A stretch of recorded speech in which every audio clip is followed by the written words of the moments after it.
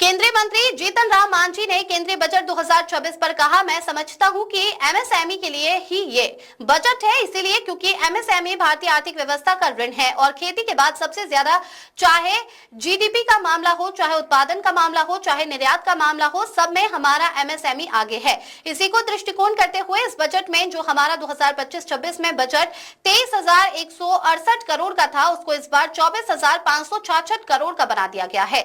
इसीलिए आप इस बजट का महत्व समझ सकते हैं क्या एमएसएमई के लिए रहा। भारत सरकार का ये बजट एमएसएमई के लिए बहुत अच्छा बजट है और इस दृष्टिकोण से बजट है कि 2030 में हम संसार की तीसरी अर्थव्यवस्था बनना चाहते हैं और 2047 में संसार का अग्रिम विकसित राष्ट्र बनने की दिशा में उसमें एमएसएमई का योगदान बहुत है, इसीलिए ये सब किया गया है।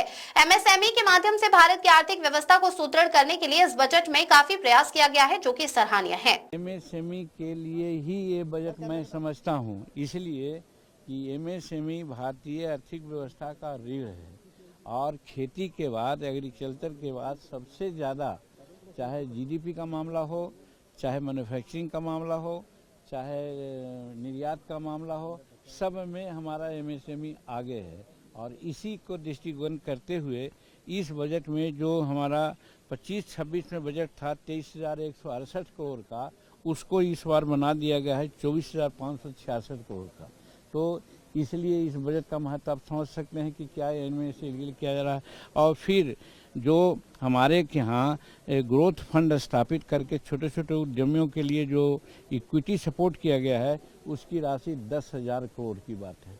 ये भी कोई मामूली फंड नहीं है। और उसी तरह से स्मॉल के लिए भी किया गया है, सूक्ष्म और उद्यम के लिए भी, उसके लिए 2,000 करोड़ रुपया का टॉप अप दिया गया है। तो ये बात दर्शाती है कि एमएसएमई के लिए भारत सरकार का ये बजट जो है एक बहुत अच्छा बजट है। और इस दृष्टिकोण से बजट है कि हम 2030 में संसार का तीसरा आर्थिक व्यवस्था बनना चाहते हैं और फिर 2047 में संसार का अग्रिम विकसित राष्ट्र बनने के लिए में है। उसमें एमएसएमई का योगदान बहुत है, इसलिए एमएसएमई पर इतना कार्यक्रम किया गया है। और फिर आप जानते हैं कि जैसे हमारे यहाँ खादी ग्राम उद्योग वगैरह है, उसमें स्वराज और स्वदेशी पर सब लोग विकास दिया है। आज अमेरिका का जो ट्रैफिक चला है, उससे बचने का एक ही उपाय है कि हम स्वदेशी और स्वराज की बात करें। इसलिए आपने देखा है यहाँ की महात्मा गांधी ग्राम स्वराज मिशन की घोषणा की गई है।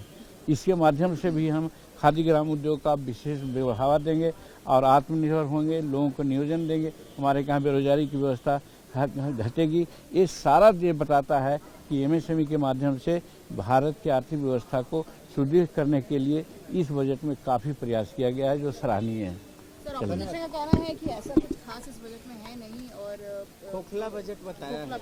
अपोजिशन को जैसे मान लीजिए आज सूरज उगा हुआ है, अब इनको हम नहीं देखते हैं तो इनका दोष है सूरज का कि मेरे आँख का दोष है।